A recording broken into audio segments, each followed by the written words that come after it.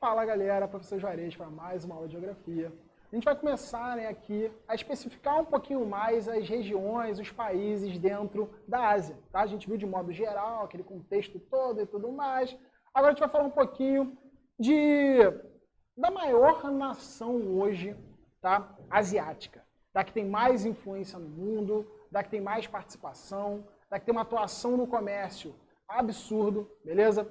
Que é a China, beleza? E toda essa dinâmica econômica que a China vai ter hoje, ela nasce através de alguns processos que o país passou, que o país foi se construindo. Show de bola? Olha só, gente, que sinistro.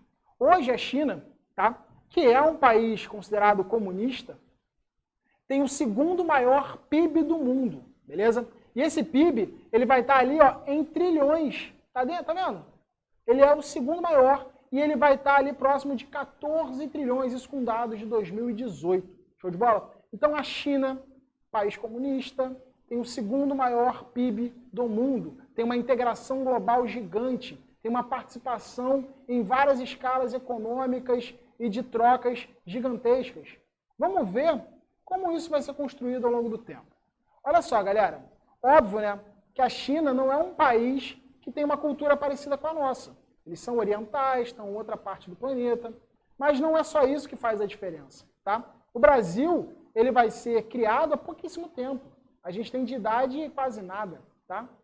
Enquanto isso, a China, galera, é um país milenar, beleza? A China é um país de muita história, de muitos acontecimentos, de muitos processos, de muita vivência, beleza? De conflitos, de paz, de crescimento econômico, de baixa econômica, tá beleza? Então, a China é muito velha, é muito antiga. E ela era, galera, no passado, uma monarquia, tranquilo? Ela tinha lá um imperador, ela tinha lá toda uma forma de administração monárquica, muito parecida com os países europeus, muito parecida, né, com alguns lugares que a gente está mais habituado a ver e já conhece mais. Show de bola? E foi, galera, aqui já no século XX que a gente começa a ter mudanças, tá? Mudanças importantíssimas para a China e para o mundo, tá beleza? A gente pode falar até mesmo do mundo. Por quê? Em 1949, a gente vai ter a Revolução Comunista acontecendo na China, tá beleza? Esse carinha aqui, ó, chamado de Mao Tse-tung, beleza? Ele vai liderar essa revolução, ele vai derrubar todo o processo que a gente vai ter monárquico, tá? A gente vai ter a queda do imperador e a gente vai ter a ascensão do Partido Comunista Chinês, beleza? Um comunismo que é diferente do comunismo que a gente vê, por exemplo, na União Soviética, tá? O comunismo na União Soviética é um tipo de comunismo, ele tem um líder que pensa de uma maneira, que é o Stalin, né, naquele momento, e a gente vai ter o Mao Tse-tung na China, que também é uma China comunista, que é parceira muitas vezes da União Soviética, mas que pensa de uma outra forma, que cria determinações de outras maneiras, beleza?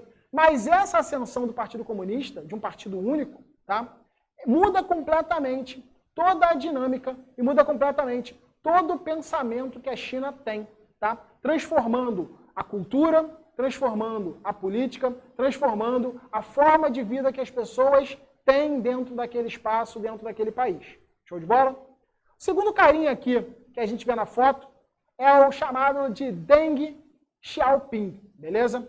O Deng, ele vai trazer mudanças para a China que são fundamentais para como ela vai se integrar e para como ela vai atuar hoje, beleza? Ele substituiu o Mao Tse-tung e o Deng, ele vai trazer uma modernização para a China. Mas por que essa modernização? Por que isso? Galera, porque a China já observava o quanto, né, a União Soviética estava sofrendo, o quanto a União Soviética já estava em decadência, e isso nos anos 70, anos 80 já, beleza? E ele pensou assim, cara, eu quero manter o poder, eu quero manter o Partido Comunista no poder, e eu preciso fazer algumas mudanças para que o país cresça, para que o país se desenvolva e que eu consiga me integrar de forma melhor nesse mundo cada vez mais globalizado. Tá tranquilo?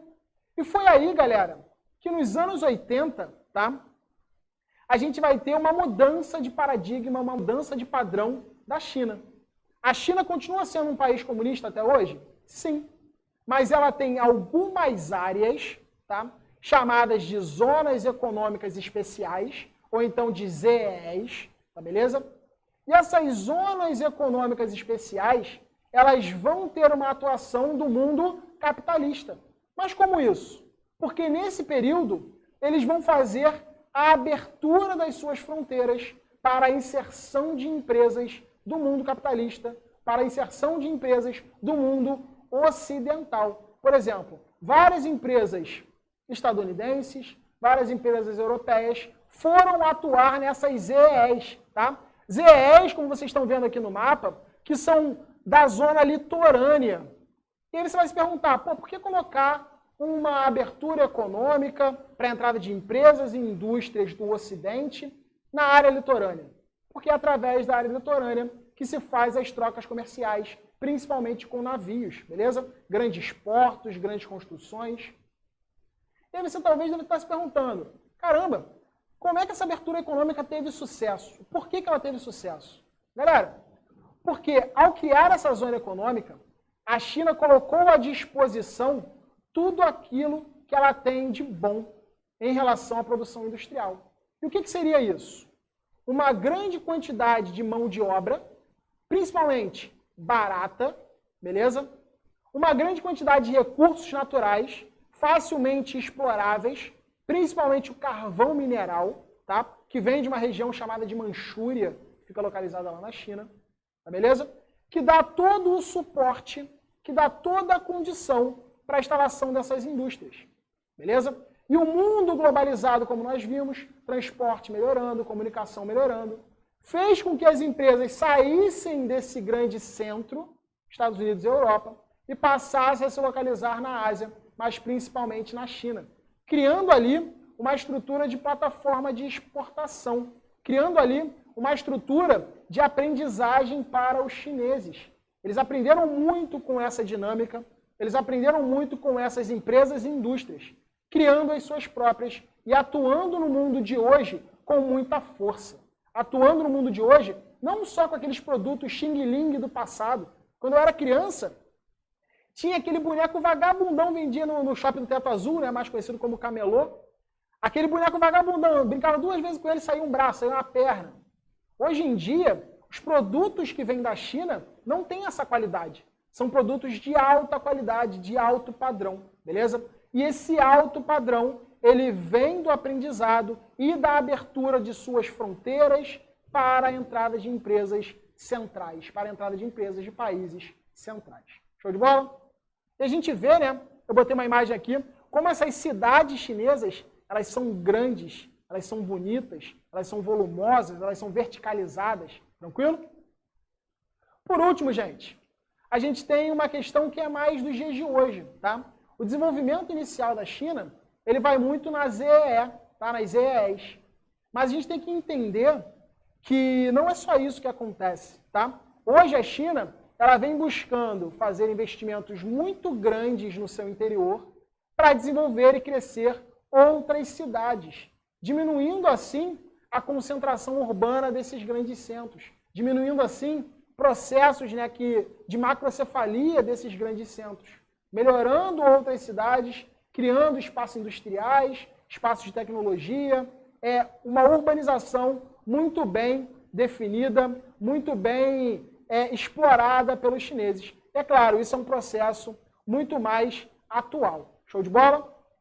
Por último, as novas diretrizes, é óbvio que a China tem uma pretensão, tá? É óbvio, isso fica muito claro para a gente hoje. E a pretensão da China, galera, é de conseguir ser hegemônico, é de conseguir ser um país gigante e talvez o principal país do mundo. Tranquilo?